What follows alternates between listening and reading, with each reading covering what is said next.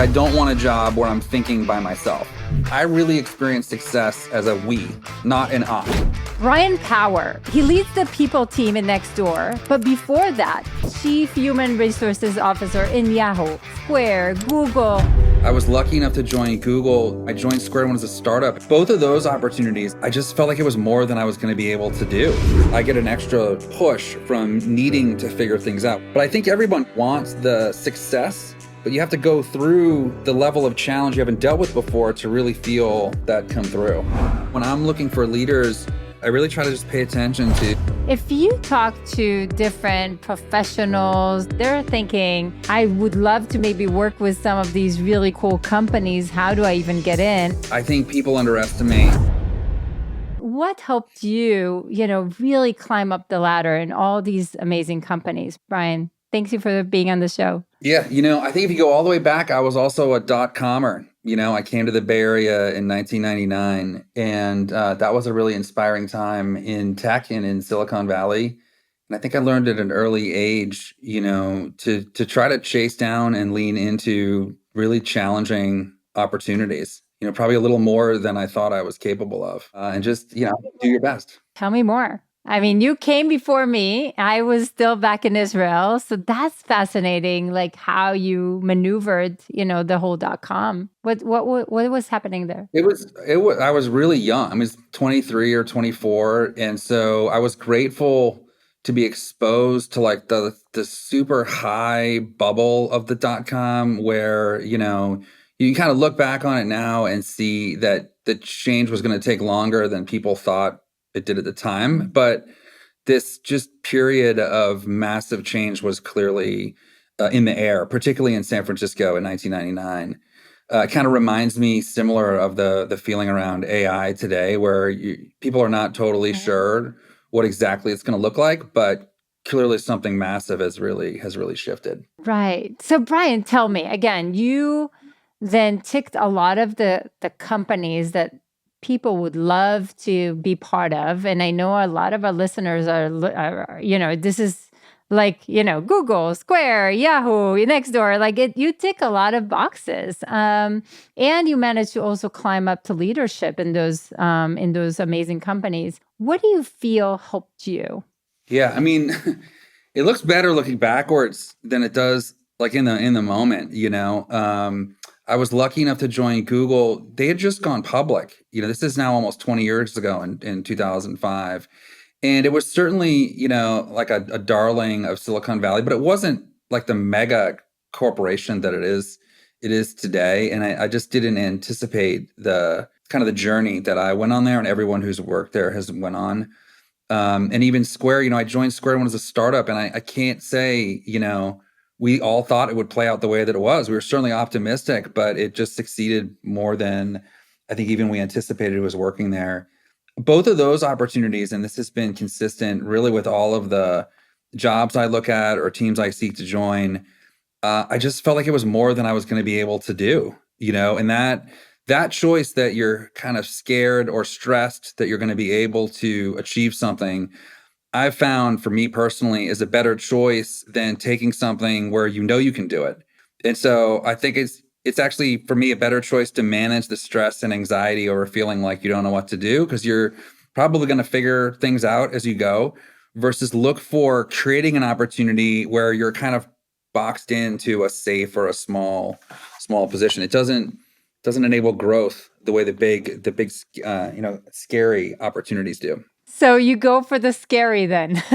Yeah, I think that whether it's a small company, like a startup or a bigger company, I've found I'm personally energized by not really knowing what to do, and that I get an extra push from needing to figure things out, whether that's personally or at the company level. That brings a lot of energy and attention to whatever problems are in front of you.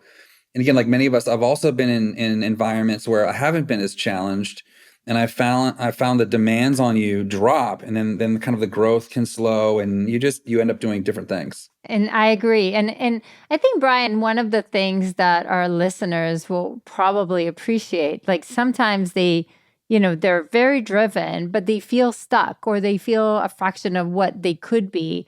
First of all, did that ever, happen to you? And if it did, how did you overcome? How did you figure out what I want to do and how do I get out of that stuckness, if you will?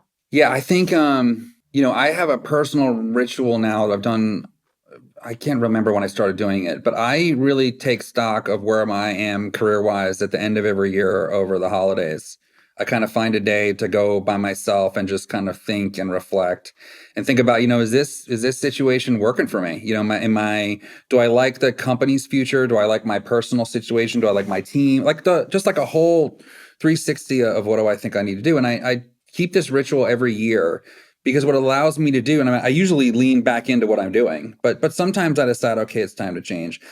That allows me to really focus on the year in front of me versus constantly wondering, should I change? Like if you have a bad week at work, you're like, I should quit. Like it lets me really move through the adversity on a longer horizon, knowing that I'm going to take full stock, at least once a year into what I want to do next. Because I think that we can overreact to the positive and the negative when we're in the moment. And I think that also can be really distracting if you feel like you're constantly reevaluating your situation. Because again, for me, the best growth has come from periods of like real adversity where the instinct is to leave, and to quit and to give up or to try something else.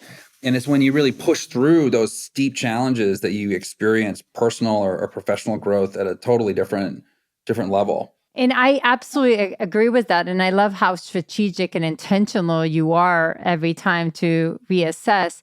Is there a certain story that you think you can share of adversity or a challenge that actually lifted you and grew you from there? Yeah, sure. I mean, I'll go back in time because I had been at Google for about 8 years, and I had an offer internally for another a new assignment that was exciting. This is kind of like 2011 or 2012, so again, a really long time ago.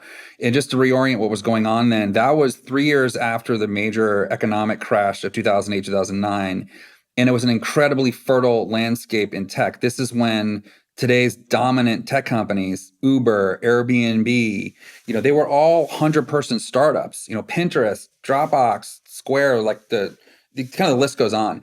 And Google at that time was really a major player. And I had this internal opportunity, but I decided, I think I kind of want to try a much smaller kind of startup and see what I can do. There were other things. I was in New York at the time and I was interested in coming back to California.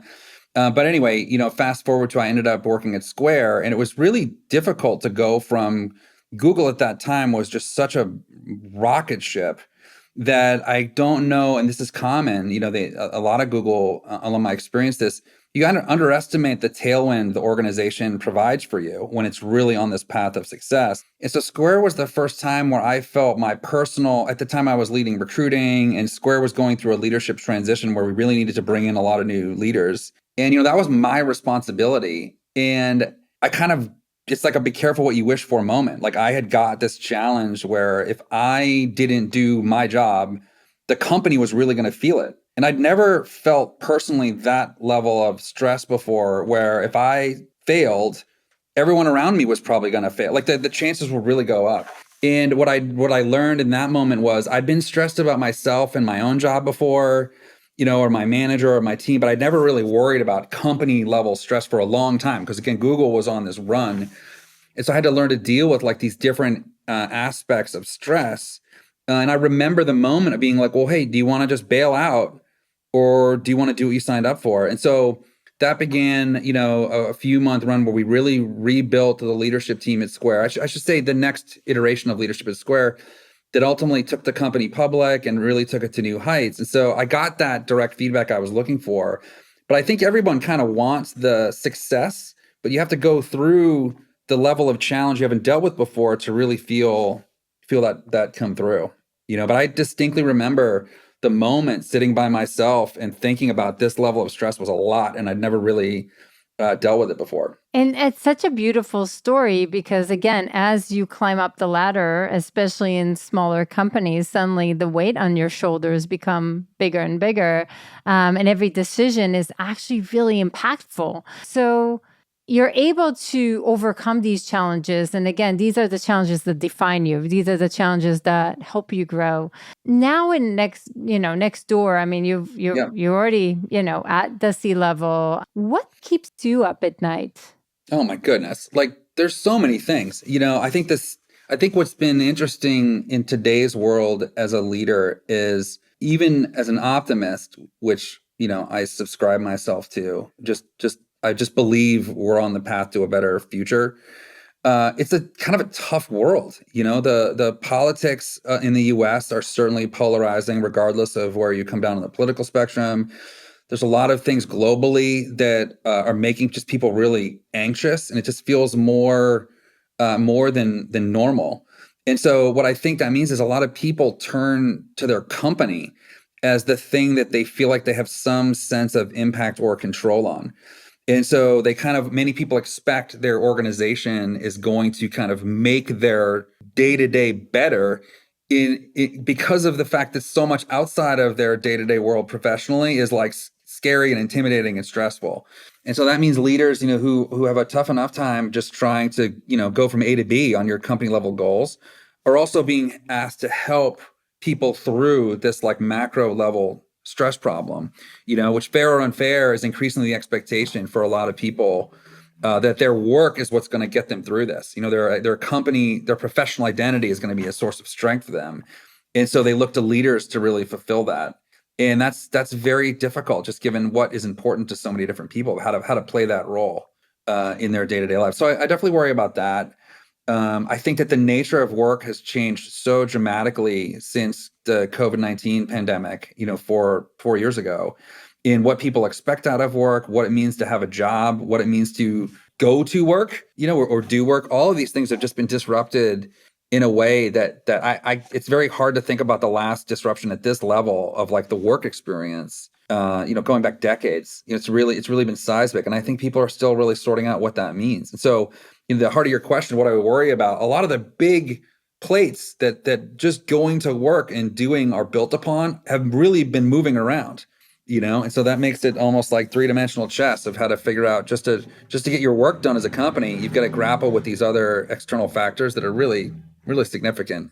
So tell me more about these COVID challenges. Like, I think we've seen a part picture. We see the remote work, we see other things, but I want to hear more, Bryan. What are you seeing? Yeah, I mean, I think that one thing we learned, and I've been at Nextdoor the entire time. I started here 2 years before COVID. So my whole post-COVID, during COVID experience has been with Nextdoor. What I remember, the only thing I felt really confident in, if you go back to 2019 and 2020, when we were really in the throes of lockdown and pre-vaccines and just the unknown, was that a lot of people were kind of quick to declare victory on what work was going to be, whether that was, everyone's going to be fully remote, this is the future, or no, like remote was just a fad, you got to get back to, like, everyone just having these declarative statements that they knew. That was the only thing I knew was wrong, right? Because it's too seismic, it's too disruptive. And of seeing just past technical innovations, it's really hard to see when it's happening, the thing that's going to become the major long-standing, success coming out of this. And so I think each year, what you've seen now is companies are just taking so many different approaches, and versus we all kind of used to do the same thing. And so I think what's healthy is people are now narrowing in on what do they want their experience to be, what's right for them, for their company, for their size, for their values. And that's just creating a much richer landscape of employers or employment opportunities for people to pick between. So that's brilliant, Bryan. So so you have the people that are looking for safety net, stability, on the other hand, maybe remote, maybe et cetera. Do you find that that's harder to then, and maybe not, but to hire for adversity or for diversity, for, a mixed environment? Is it harder? Is it easier? How do you feel hiring has changed, Bryan? Yeah, I mean, there's just trade-offs. If you're a remote company, you can hire in such a broader geographical area than if you want to hire in a place where you can bring everybody together all the time. You just, if you want everyone in the office every day or 4 or 5 days a week, everyone at the company kind of needs to be able to get to the office that week. So you can only hire within a certain circumference, from where the office is. Versus remote, you can hire time zones become a factor, but that's like a much bigger opportunity. So it's like, what's more important to you? Is it the ability to get people together, which I think for really small startups is really significant. Like when you're a company of 20 people, if you can all just fit around one table or in one room, there's a velocity to that I think is just dishonest to not say is real. Whether you need it or not is a different choice, but it is just fundamentally different if you're all in the same room together. But when you get bigger, you kind of all can't fit in the same room. And so you have different choices that you need to make. But I do think, hiring has really changed in that, one of the challenges in hiring before was people needed to take time off to interview. Like they had to go to an office to meet with everybody, which means you have to take a day off, which is kind of suspect if your manager is watching, like, where were you yesterday? And now it's just people are so much more skilled at doing really substantive conversations over video with people they don't work with. Like, it's not that we weren't working on video before, but it tended to only be with your coworkers. But now it's just so normal. FaceTime with the grandparents or, take video calls at networking meetings. Like this is just really proliferated on how often people are on video. And so I think that's really opened up how people find out about new opportunities and how you get to know people, because the time and place commitment is much, much lighter now. Absolutely. And do you feel that that's easier or harder to build leaders, to train them, for them to become the best version of themselves? What do you think? Well, I think my personal point of view is that the remote environment is much tougher for leaders to do their job. And in many ways, it's easier or more desirable for employees. They have more access to getting out of work quickly, right? But so much of what leaders do is relationship based. It's your network internally across the company. It's the ability to pick up signals that are nonverbal, when you're in an environment. And those are much more difficult to pick up over video when you're in your house with like a fake background. You know what I mean? So, and I think that's why so many leaders have pressured the system to come back into work. It's really about their needs as much as what's right for everyone. I think what's right for everyone is a different answer. But certainly you just kind of read the headlines, more and more senior, more experienced, 20, 30 plus years of experience. The bias is clearly to working in person. And I think it's because there's so much more information at their disposal to do their job. I mean, for sure. I mean, you meet people in the kitchen sink or, the fire chat conversations, right? The really quick corridor conversations. It helps you get visibility as a leader. Right now, it's kind of a big black box. Like you don't know what's really going on. Yeah. I also found too, one of the more interesting research, I got to find it. I probably can find it for you. Scientific research based on how your brain remembers things, people in particular, is your brain responds to a 3D representation of a person. So in person, your brain imprints who you are. Where a two-dimensional screen, like on a laptop, your brain doesn't imprint who you are as well. This is why I always found myself like, I feel like I've met this person before and I can't remember. I thought I was just getting old, but I think it's more difficult to retain that.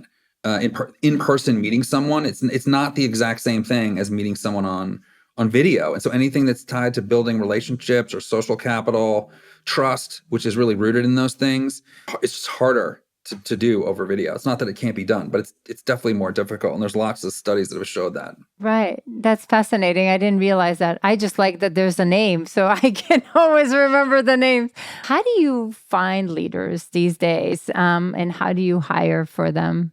Yeah, I think the classic nature versus nurture debate is kind of the jumping off point for everybody. I'm very much a nurture person. I feel like leaders are created by their environment versus the idea of a born leader. I've seen too many people who were incredibly impressive that if you had gone back 10 years before, you would not pick them as the person to really be that. So, when I'm looking for leaders, just internally at the company, who's going to be promoted, who is a future CEO or something like that. I really try to just pay attention to how they're impacting the environment around them, just how they get their job done as much as what they were able to accomplish.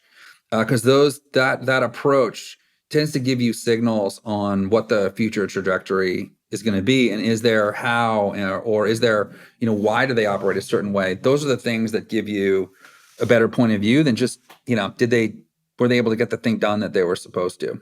So I always say that I like hiring for hunger versus skills because I do believe we can Yeah. teach a lot of the things, but I need people to be motivated. Do you have some questions that you find that are helping you assess, will somebody be able to function, or do you need them to be tested somehow? What did you find?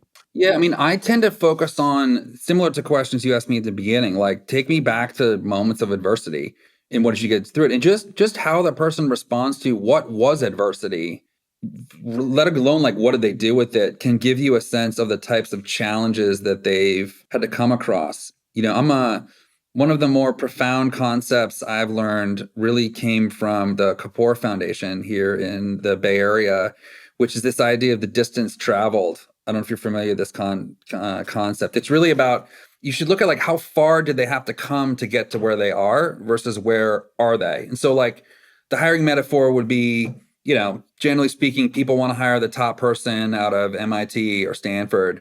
But if they are like third generation Stanford and had tutors their whole life and like had interns all through that their parents set up for them or their family set up for them, but the fifth best person was the first person to go to college and worked all the way through, like, would you still really want the first person knowing how far the person who came in fifth had come? So this distance travel really means like look at their journey. And so when I interview or assess, I'm trying to get a sense of like what's their rate of learning and growth and achievement. By achievement, I mean what have they been able to overcome? Because that path is better than kind of zooming in almost like a case study of what was this example that showed you figured something out. Like I think anyone who's interviewing has some type of prepared example of they did something good, right? But when you get into their journey, like the ground someone covers and what they knew and didn't know is really, I think, what stands out. Not enough. I think particularly in tech, we don't focus on this enough. We kind of look at where are they today, and does that match to where I'm in today? Are they at a little bit bigger company in kind of the same area of experience, then they must be able to help us. Instead of thinking about their learning velocity and an ability to achieve whatever's in front of them. I absolutely love this. I took so many notes. This is so good, Bryan. I don't know if that was something that was on my mind. I absolutely love this tip. Do you think there's something that you went through, whether it's in your childhood or before, that built you to where you are right now? Uh, that's hard. I can't think of any one event. I think I'm not the only person who grew up with this tradition, but I grew up in kind of like a blue collar, lower middle class family. We didn't have everything. We certainly weren't poor, but I do remember when I was 11 or 12, my dad said I couldn't have money whenever I asked for it, but I could anytime I wanted a book, he would pay for it. And that kind of like accelerated my love for reading, which ultimately meant learning. And so I think what that really pushed me so throughout all phases of my life, whether it was going to high school and college and finding a job, there's just been this desire to learn more, which ends up back to what I said at the beginning, is seeking environments where I don't know what to do or I'm going to be challenged. And so if I was to pick a pattern of the roles I've taken, the companies I've joined, what's been really clear has been like, I probably don't think I was totally qualified and I definitely didn't know what to do. But you make a lot of mistakes, but ultimately, hopefully, you get on top of it, and then the next challenge will be bigger. But always trying to keep that path, I think, is probably the consistent theme that's shaped me. And did you always know that you're a people person? Like, was that on the horizon all the time? Or is that just kind of morph into this is actually my zone of genius? This is what I want? Well, I think it's become more clear. I think, my first job out of college was a recruiter. My standards then were like, I just want to be in a role where I'm talking to people and there's a lot of energy. Like, I don't want a job where I'm thinking by myself. But like, it wasn't much more complicated than that when I was 22. I think as I got older, and more experience, I realized I'm really motivated. Like, I really experienced success as a we, not an I. So my motor comes from groups that I'm associated with, whether that's team or company or my hometown or sports teams that I root for. Like, that's when my meter really ticks up. If it's about me getting an accolade or a better grade in class, I've just noticed it's not the same gear. And so that has led me more to roles where I'm able to impact the people around me so I can personally feel that success, because it's like a when we do something together. And so the people function is really an enabler of that. We accelerate organizational success versus do something ourselves the way a sales org would or a product manager would create and ship a product. And so I've found that kind of desire to work together with others and be a team player on a great team, that's kind of what's reinforced this idea of the people working in that part of the business. Incredible. So, if you talk to different professionals or, and basically our audience, right, and they're thinking one of a few things. First of all, I'm not sure what I want to do, maybe, but let's assume I kind of do. I would love to maybe work with some of these really cool companies. How do I even get in? And even if I do get in, how do I fast track to the leadership roles? What would be some of the tips that you would give our listeners? Yeah, I think they're two different things. Number one, getting into a specific type of company, or another team in a company you work at. I think people underestimate just persistence, like real persistence, like taking a year to try to get into a company versus sending 3 emails. I found that like the professional endurance to overcome some of these things. I'm particularly thinking about recruiting. Like when you recruit someone really good, it could take a year. No, but people tend to have a much shorter time frame for when they expect success or move on to the next thing. So if you want to work at a really great company and the company it is, like be mentally prepared for it taking a long time, and then find your connection points. I think another really important concept, this was kind of emerged in the 50s, is the idea of weak ties, which you hear more about. It was actually a study on how people found jobs. And what they discovered was, in this famous study, was it's the people you kind of know that are your way in. It's not the people you really know or don't know. It's like your roommate's friend that you've met 3 times. They work at this company and they're kind of happy to pass it along. So you have some level of social capital, but they're not like your tight group. And so activating that part of your network is really important. It takes a lot of hard work to get someone who kind of knows you to do something for you. But that's for sure where the connection points are. And then when it comes, so your second question was about moving up into leadership. I think, the more experience you get, people can get trapped into what's next versus understanding how they get things done is going to have to change as you move up in the organization. Like you really have to learn how to do things fundamentally differently. When you go from being someone who in their day job does a certain thing to getting work done through other people, which is what being a manager is, you have to completely reframe how you think about solving problems.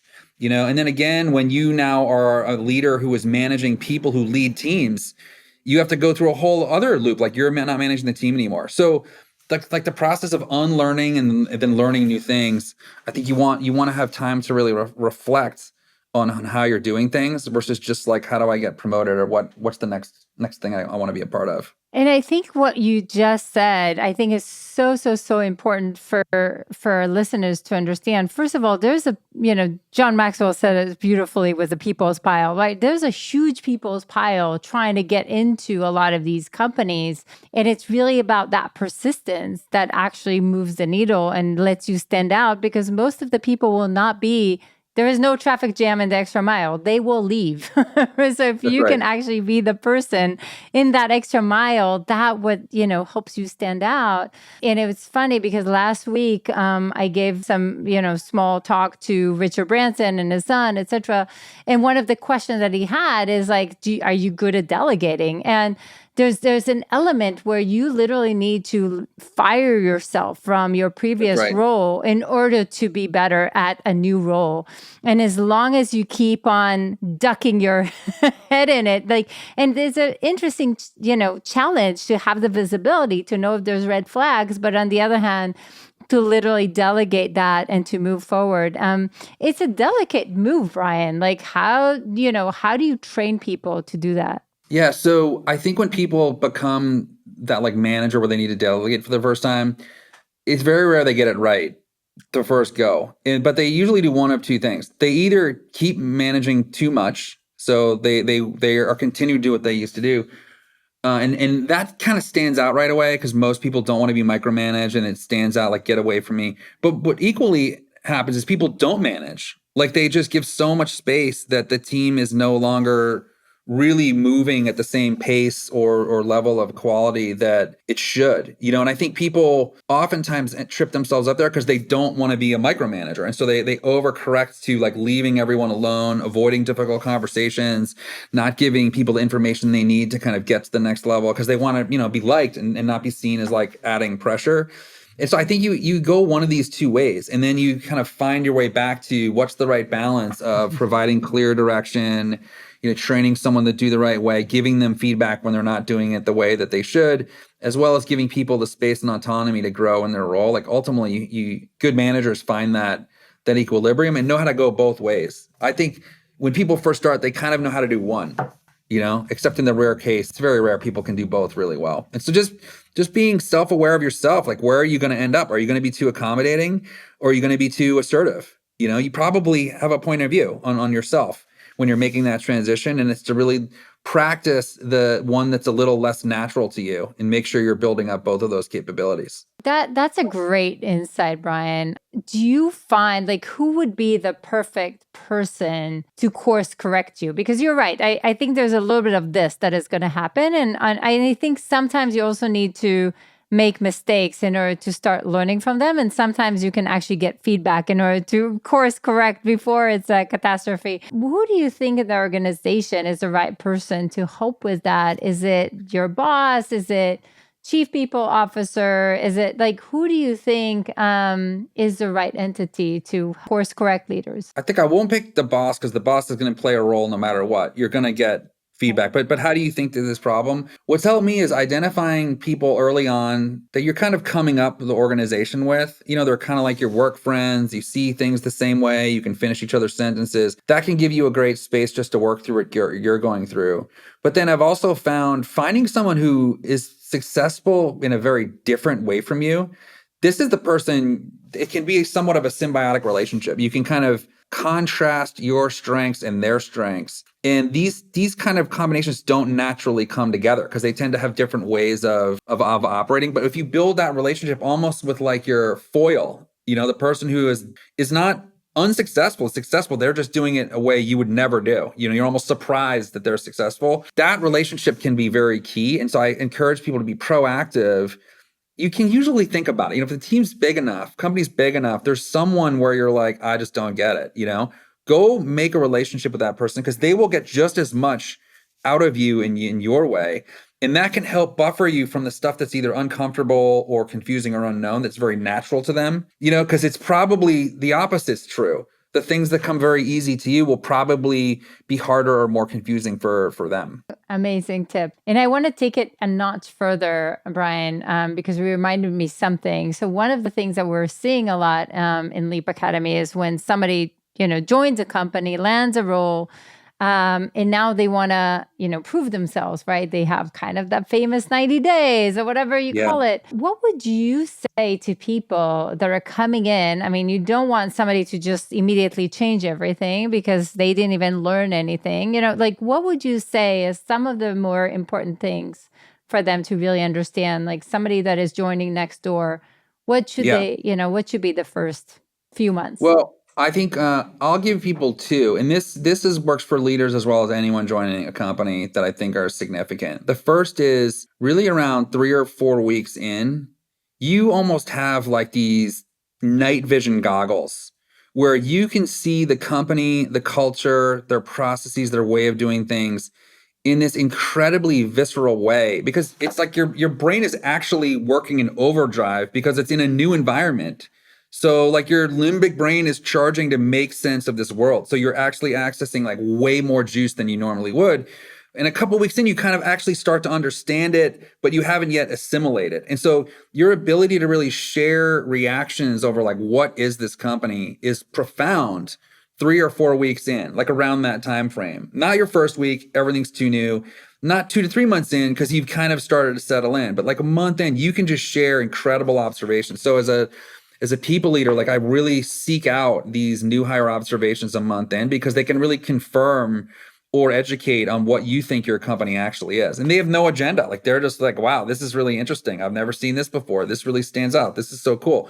Those are like the observations I think are really powerful. And that can help your onboarding. You know, you're like letting people understand maybe something they didn't appreciate that's so different because they've been here now for 4 or 5 years. It's just become their day to day. The second thing, which I think is one of the most common traps, like one of the most common mistakes of starting in a new environment, is this urge to like just prove yourself too fast, like to swing for the fences, because we all seek this validation where they're like, oh my God, Bryan is such a good hire. Like this guy's amazing. I'm so like everyone wants to hear that a month in. Like who doesn't want to hear that? And so what that means is you're looking for this opportunity to just be like, oh, I totally got it. I understand. I know what to do. We should do this. The problem is related to the first point. There's so much you don't understand. And so your brain might actually be making a mistake at pattern matching. Like you think you're seeing something you've seen before, but you actually don't. And the people you're working with will overreact to the early data points on you. Like they will begin a narrative about who you are with your first 1 or 2 experiences. And so we've all had this experience of someone's new, the first meeting, they just say, I know what we should do this. And you're like, yeah, we've been talking about that for months about why that's not a good idea. And that person doesn't know, they just got here. But in your head, they're now a character in this story of they don't know what they're talking about, fair or unfair. And so it's really important to just do the little things, build credibility and trust through doing what you say you're going to do, follow up, be in the place you're supposed to be. Like all these little things really add up. I think the best example, it's kind of like a pre-COVID example at this point, but we're all told like, don't be late to work on your first day. You know, like this was the thing our parents would say to us, do not be late on your first day. And this really illustrates the point, because if you're late on the first day, it's like, they must not care about work. They must not take this seriously. They're not a prepared person. And like, if you're like you and I, you work in the Bay Area, your ability to get somewhere in the morning is like plus or minus 2.5 hours. Like it has nothing to do with their capability. But the truth is like, that's what people will start spinning in their subconscious or in their conscious brain. And so you just don't want to start that narrative, right? And so whatever home run idea you think you have in your first month or two, if it's that good of an idea, it will still work in month 3, 4, 5, or 6. But more likely you're going to learn something else and be like, oh, wow, I am so glad I didn't say that. Like now that I understand the bigger picture, that was totally not the right idea.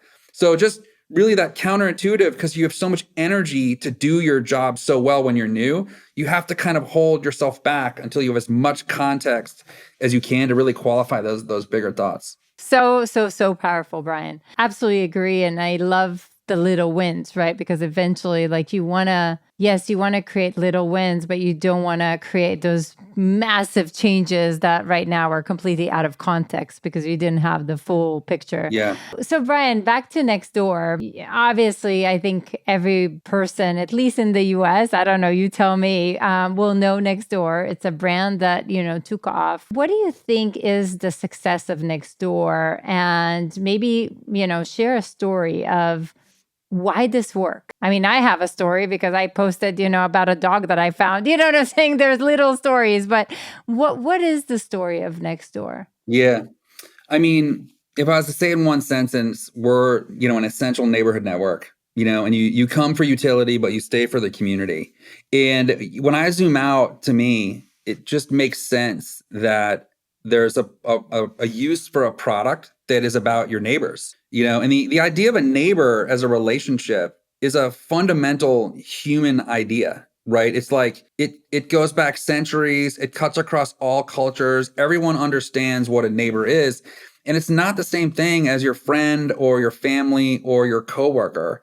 And so for me, Nextdoor just makes sense as a tool, right? As a technology that lets neighbors cultivate those relationships together.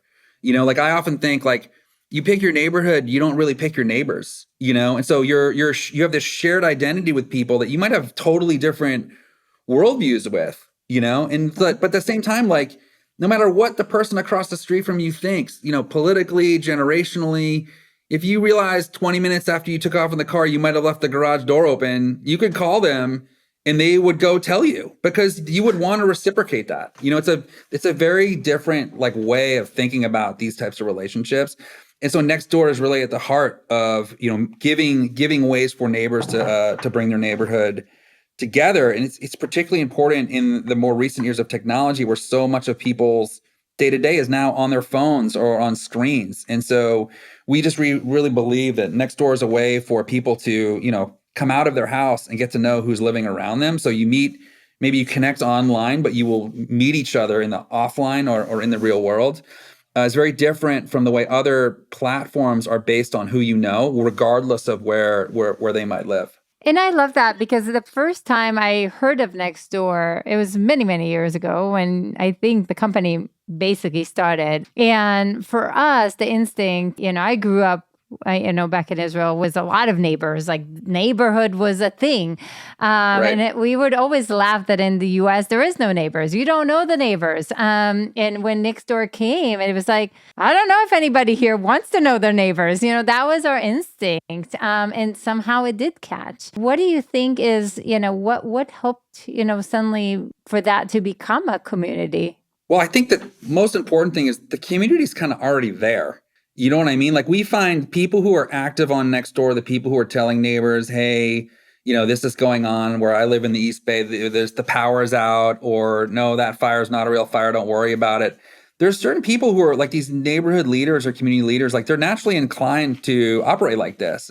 Nextdoor is just giving them a platform to be able to do what's already their natural instinct that much easier. We don't need to create all of these leaders. We just need them to learn this is an easier way for them to connect with their neighbors in their neighborhood. And I think most people, again, I think almost everyone has at least some level of shared identity with the people that live around them. Sometimes it's just crisis driven. It's like there is a fire nearby or there's a hurricane coming. But in those moments, everyone is worried about their local community, right? We've seen everywhere, like in the US in particular, when there's a hurricane warning or a flood warning, our usage goes up because people are now, their neighborhood is now like a top of mind for them. It's an urgent, time sensitive situation. And so we're a great way for them to connect to the other people who really care. Where, if you're in Maine, you're not as worried about a hurricane in Florida. You know what I mean? So that's why the experience of the neighborhoods in Florida getting online when there's a hurricane, it's just much easier and intuitive for them to think about what's going on locally with Nextdoor. I love it. And for you, were there days or times like COVID or whatever, did you feel that actually grows the community, or is that hurting the community? What did you see? We see lots of little moments. I think what I mean by that is that what's harder for our platform is, when the local neighborhood rallies around an event, we're famous for finding lost pets, which is a deeply personal, terrifying experience when someone can't find their dog. I'm not sure that many people care hundreds of miles away about a dog that went missing, but everyone who knows the neighborhood, like they're all going to go help find the dog, right? What was unique to COVID was that was a moment where the whole world cared about their local community. Everyone was worried about the elderly from getting exposed. Who can I help go to the grocery store with who might be immunocompromised? Like, that was a global, local moment, which was like totally rare. Like I said, we've seen these local moments, but they tend to be driven by some type of local event. And so what struck me, which was really confirming, was this is a whole world thing. It just depends on what's going on in the community during that time. That's what was really unique about the COVID experience being next door. Ooh, fascinating. I didn't think of that. That's amazing. So, Bryan, we usually kind of end the conversation. If you look back to your childhood or to some time in your life, what would be the biggest advice to your younger self? Oh, man. I think there's so many things. I think what I found later, and it's tied to this idea of taking on challenging things, it's really about managing mental health. And understanding what is really going to fill your tank or my tank with the energy, the positive energy to take on big things. You know what I mean? Like, I think really early I knew I wanted to take on challenges, but what I've learned is if I'm disciplined or maybe practiced with making the right amount of time for the right amount of activities that make sure I can take on the biggest and hardest things, I'll be better equipped to take on even more. It took me like a while to really kind of put those two things together. And so the way I really think about it now is worry less about is it too hard or too much, as long as you're putting yourself in the best position to do your best. You know what I mean? And that time and understanding of what really gives you that juice is important. And like the people who are really self-aware about this, who are really rigorous about doing the things that will give them energy and not do the things that don't, you can see they tend to achieve more, and I it took me a little later than I would have liked to really understand, like deeply understand the importance of this. So put your own oxygen mask on and take it to a next level, I guess you're saying. Yeah, and it's different for everybody. Like many people, when you're younger, you think about like exciting things, going on vacation, and traveling and new adventures. As I've gotten older, it's a different set of things that really, gets me ready, and really trying different things to figure out what those are. Because I think that they're different for everybody, but understanding what it is for you and really knowing and really sticking to it, I think is simple but significant. I think what you just said is so important and I want to make sure that our listeners aren't, like really grabbing this, because life is in phases and different things will be important for us in different phases of our lives. And, maybe that, how you talked about being intentional, strategic every year about what is important for you, that becomes really crucial because again, that will change. And if you're not very deliberate about what that is for you right now, you might be suffocating certain parts of your life, without realizing it. And that's going to get to burnout and just not being the best version of yourself. Am I understanding this right, Bryan? Yeah, for sure. It's also, you can take this from professional sports, the idea of recovery. Like I see so many people who are burned out or stressed. They've stopped these practices that help them recover. I can think a woman I worked with who I was really fond of was just going through a difficult period. And I knew she was a college athlete, high school athlete, and she wanted to talk to me about, she didn't think she could, get through this or whatever. Just a tough moment. And I was like, when was the last time you worked out, or went for a run? She's like, it's been months. And I'm like, that's the thing. I know you. I know that this is the thing that lets you achieve these things. And those tend to be the first things that people cut when they're under duress. It's the exact wrong thing. And I appreciate how, like, I think when I was younger, this felt hypocritical to me. Like, well, I don't understand. There's just not enough time. I need more time to do this. But there's only so much time, right? Energy is really the thing that you can control. And so taking away the things that will give you more energy limits the amount of stuff you're going to do with the time that's available to you, And so I think that took me longer than I wanted to internalize. And I see it again and again. I tell people and I feel them eye rolling that they just don't have time to get another hour of sleep or to work out or to read books or to think.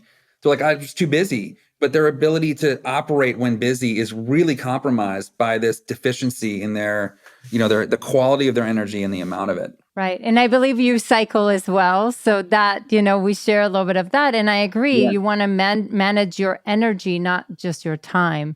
And even if you just manage your time with depleting your energy, that's not helping you. We totally agree. This is brilliant. Bryan, I can't thank you enough for the time, the tips. Like I took so many notes. I think, this is super valuable to everybody listening. And I want to just thank you so much for being here on the show. Thank you for having me. The honor was all mine. I really appreciate you extending the invitation. I'm glad it was worthwhile. It was incredible. Thank you so much. More episodes that you're going to love are right around the corner. So definitely make sure to click the like button and subscribe to our channel. Also, who in your life should see this today? Do share this with them. This will inspire and help those you care about and helps us continue to bring amazing guests. And I will see you there.